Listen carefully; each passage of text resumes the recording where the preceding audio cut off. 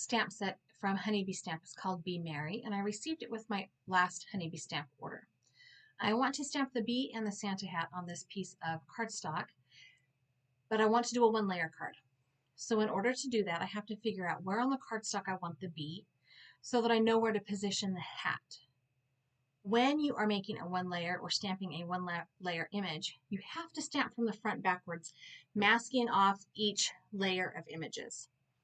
So I will stamp this hat on the cardstock, and then I will stamp the hat on a piece of stamping mask paper so that I can cover it up when I place the bee image on the cardstock. Now I'm going to cut this hat out, and I do not cut this fast in real life. This is sped up to like 4 times normal speed, maybe 3 times normal speed, but it is really fast. And once I get the backing off the paper, I can put this piece of masking paper on that hat and go ahead and stamp the bee on the cardstock.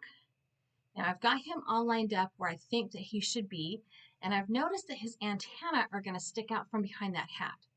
So I'm going to be really careful when I stamp him to make sure I wipe off any ink that are on those antennae, because the stamp set has some antenna stamps. That way I can add his little antennas on later. Now I am stamping these images twice because they are new. New stamps typically have some residue left over from manufacturing that prevents a really good inking the first time around. So now I've got this bee with a hat, and he looks really funny without the antenna. So I'm going to pull those little antenna stamps off the stamp sheet, and they are sticking to my nail polish like crazy. But once I get those antenna stamps on, I can go ahead and stamp this bee, and then put this piece of paper aside to dry for a few minutes. Because I stamped it twice, it's going to take a little bit longer for all of that black ink to set in and to dry. Now I used Simon Says Stamp Intense Black ink because it is alcohol marker friendly, and I wanted to use my Copics today, mostly because it is the easiest way to get a nice smooth blend, and I wanted to be able to talk about paper while you guys watch the coloring. I will have a list of all the Copic colors I used in the description of the YouTube video. So let's talk paper. In the United States, paper, like everything else, is weighed in pounds. The way they arrive at the weight of the paper is they take 500 sheets of paper and weigh it before it is cut down to its final size and packaged for shipping. So this paper that I've stamped on is Neena Classic Crest Solar White 80 pound. Neena is the brand, Classic Crest is the line of products, Solar White is the color, and 80 pound is its weight. Paper also has a point value given to it that is its thickness. Each point is about 1/1000th of an inch. So thinner papers like copy paper start with a thickness or a point value of 8, and cardstocks start around 12 for their point value. Bond or copy paper has a weight of 20 to 80 pounds. Cardstock has a weight of 50 to 140 pounds. Also, the watercolor paper that I typically use, which is the Canson XL and that Artist Loft paper from Michaels, and then the Strathmore Bristol paper, they're also 140 pound. An 80 pound copy paper is not going to have the same heft or weight as an 80 pound cardstock because of their point values. Because copy paper is thinner, has a lower point value than a cardstock. In the United States, our regular letter paper, our A2 paper, is 8.5 inches wide by 11 inches tall. In the card making world, when we take that A2 paper and cut it in half to make a card base, we have created an A2 size card. Simply got its name because of the size of paper we are using.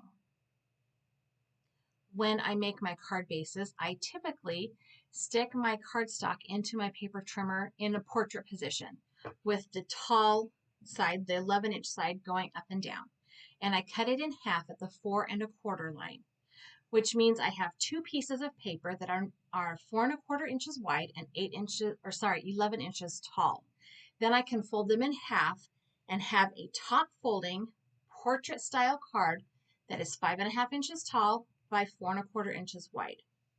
If I want to do a landscape card, I turn my paper in my paper cutter and cut it on the 5 1/2 inch line so that I have two pieces of paper that are 8 1/2 by 5 1/2 inches. And then I fold it in half so that I have a landscape top folding card that is 5 1/2 inches wide by 4 1/4 inches tall. Now, this last year or so in the card making world, the newest trend are slimline cards. Slimline cards are cards that have been designed to fit your standard business envelope. A standard business envelope is about 4 inches tall by 9 inches long. So your card base would be something around 3 3/4 by 8 3/4 inches. You can also make a mini slimline card that will fit into a regular mail envelope.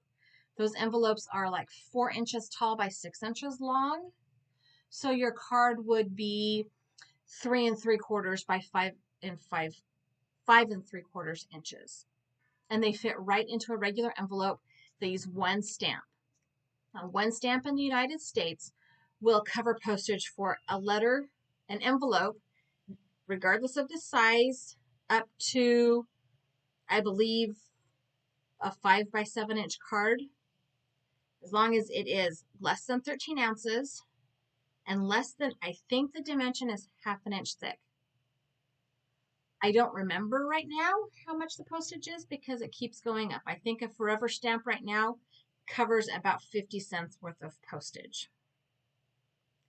So I did say at the beginning of this card, oh, let me go back to the card real quick.